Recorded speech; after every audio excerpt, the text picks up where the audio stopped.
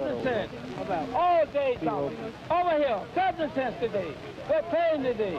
We're paying more than anybody in town. 7 cents, heavy is today. 70 cents today. 70 cents. 70 cents all day jumping. All I can do is advise you. 8 cents a box, and you guarantee you if you pull today and we pull what we got to pull today, you'll have $11 in your pocket.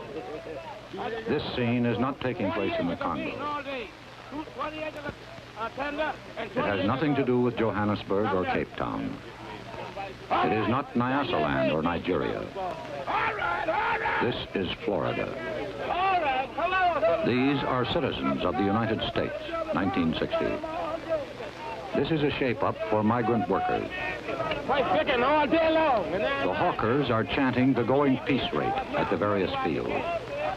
This is the way the humans who harvest the food for the best-fed people in the world get hired.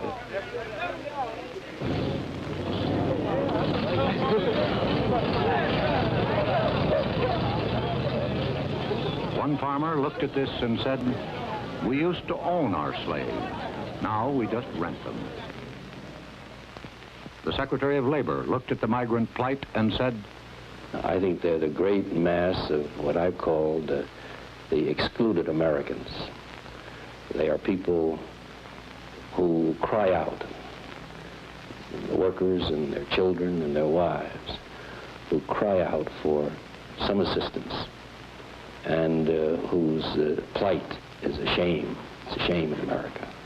The president of the American Farm Bureau Federation, the largest farmers' organization, says, I think that most social workers would agree that it's better for a man to be employed, even if his capacity is such as to limit his income.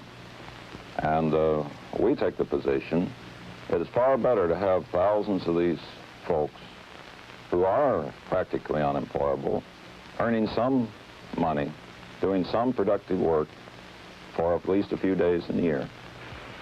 This is an American story that begins in Florida and ends in New Jersey and New York State with the harvest. It is a 1960 Grapes of Wrath that begins at the Mexican border in California and ends in Oregon and Washington. It is the story of men and women and children who work 136 days of the year and average $900 a year. They travel in buses. They ride trucks. They follow the sun. The migrants, workers in the sweatshops of the soil, the harvest of shame.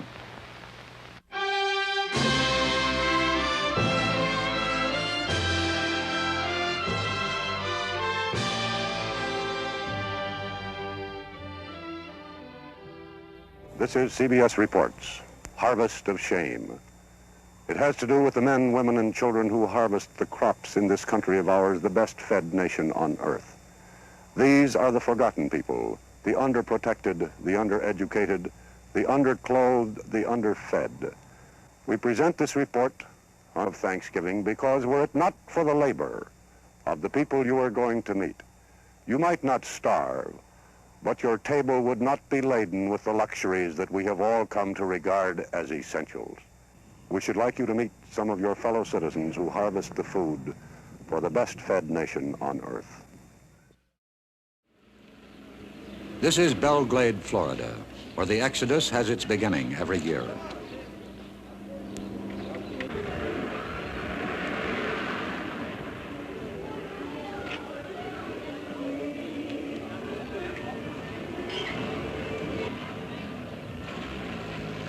The migrants call it their home, but the circus people call their winter quarters their Sarasota.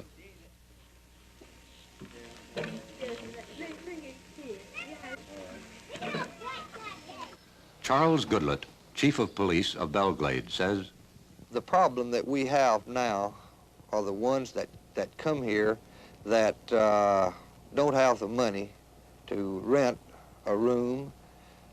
They'll sleep around the bars, in the grass, in the packing houses, around the lake area, in the parks, any place they can find to sleep, to rest for a few hours. They come here with one thought in mind, is to survive till the end of this season and save enough money to get to the next state, going north. From towns like this throughout Florida and throughout the South, the 2 to 3 millions move out on their annual migration, which ends in late November.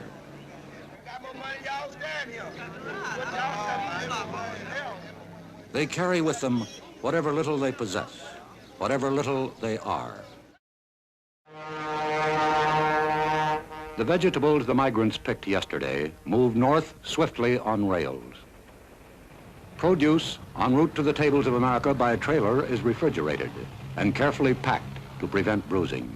Cattle carried to market by federal regulation must be watered, fed, and rested for 5 hours every 28 hours. People, men, women, and children, are carried to the fields of the North in journeys as long as 4 days and 3 nights. 1,000 miles north of Belgrade, Florida, by way of U.S. Routes 17 and 301, through Jacksonville, Savannah, Charleston, Wilmington, and New Bern, is Elizabeth City, North Carolina, a bean stop, good for 6 weeks' work. This camp was home for 40 days for the families of Tom Lockett's crew, now 30 hours out of Belgrade. Miss Blakely, how many years have you been working in agriculture, in the fields? Oh, practically all of my life. I haven't did no other work much but in the field all of my life. I raised all my kids working in the field. I noticed that there's some straw over there. What is that for? Well, that was the straw they brought for the people to sleep on. Well, weren't mattresses supplied here? They used to be, but they ain't now. Mrs. Blakely, where is the water supply over here? That's it right there. For how many people? For this and that over yonder, they all use the same. And how many bathrooms are there here? Now, Where do you use the bathroom? Where are the facilities? don't have one. We use our tin tubes. 20 miles from Kitty Hawk, North Carolina, the workers, driven 900 miles north by crew leader Norman Hall, picked beans at the prevailing rate of 50 cents a hamper.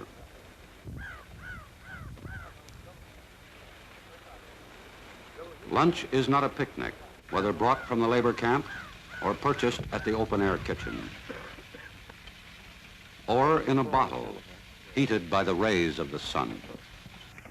In a survey in 21 states conducted by the National Council of Churches, the migrants themselves listed the evils of labor camp life. Bad housing, flies, mosquitoes, dirty beds and mattresses, unsanitary toilets, and lack of hot water for bathing. One employer of hundreds of migrant laborers was asked, are they happy people? Well, I guess they got a little gypsy in their blood. They just like it. A lot of them wouldn't do anything else. A lot of them don't know any different. That's all they want to do. They love it. They love to go from place to place. They don't have a worry in the world. They're happier than we are. Today, they eat. Tomorrow, they don't worry about. They're the happiest race of people on earth. Mr. Jones, do you think that the migratory laborer makes a living wage? They make a poor living. In other words, sometimes it's just like the farmer. Sometimes when things are good, when the yields are good and they can make good money, they make a good living. But take year in and year out from different seasons, different sections of the country, I'd say no, they make a poor living. There are days when beans are not ready for harvest, and that's one more day with no income.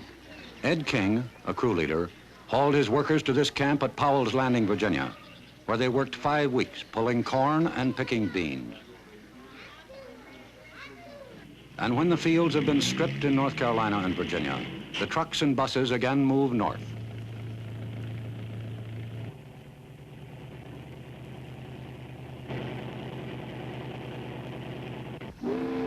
This is Little Creek Ferry, outside of Norfolk.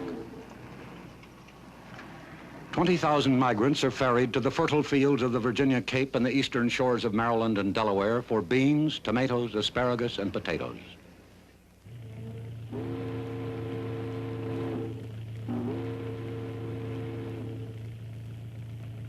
For one crew, Hardship was climaxed by disaster, the death of a migrant. We had a little trouble on the road about 4 o'clock this morning, Sunday morning, and a car, a little wreck. One was killed. Has this ever happened before with any crews coming up north? Once, as I remember, I was in Fayetteville, North Carolina. What happened?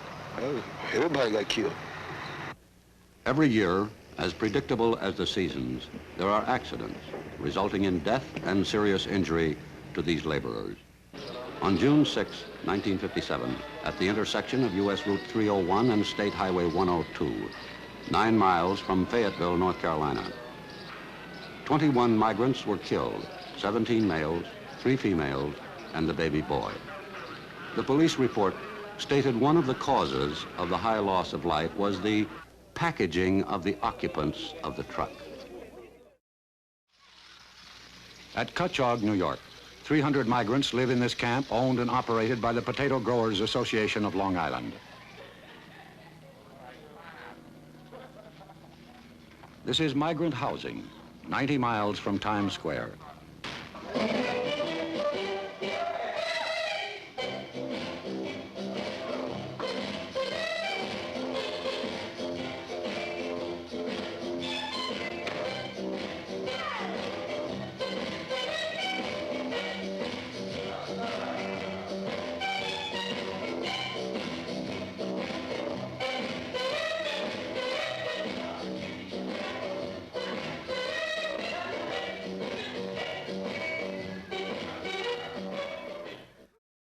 Now it is November. The last of the laborers, in trucks, buses, and cars, approach the southern states to start the cycle all over again.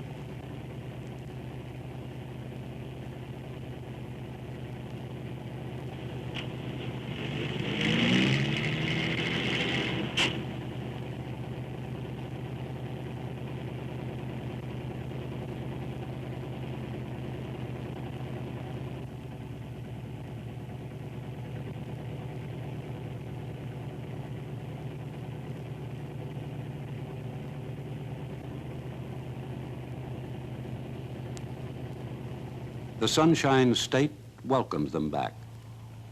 Homestead, Immokalee, Pahokee, Belglade, and hundreds of other communities. This is home. New housing is available. The rent, $15 per room per week. The migrant is at the mercy of the weather. This year in Florida, there was a freeze, killing beans, tomatoes, celery, corn. Its byproduct was a bread line. Migratory farm workers are not eligible for unemployment insurance.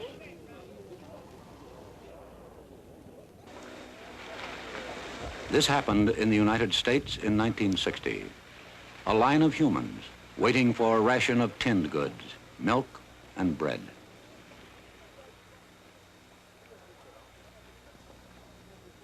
The Secretary of Labor says, for the rest of my life, in or out of office, I propose to do something for them.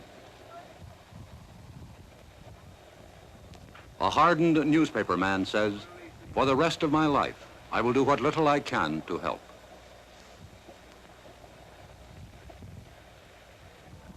But perhaps Julian Griggs, a chaplain for the migrants, speaks for all of us. Is it possible to have love without justice? Is it possible that we think too much in terms of charity, in terms of Thanksgiving Day baskets, in terms of Christmas baskets, and not in terms enough of eliminating poverty?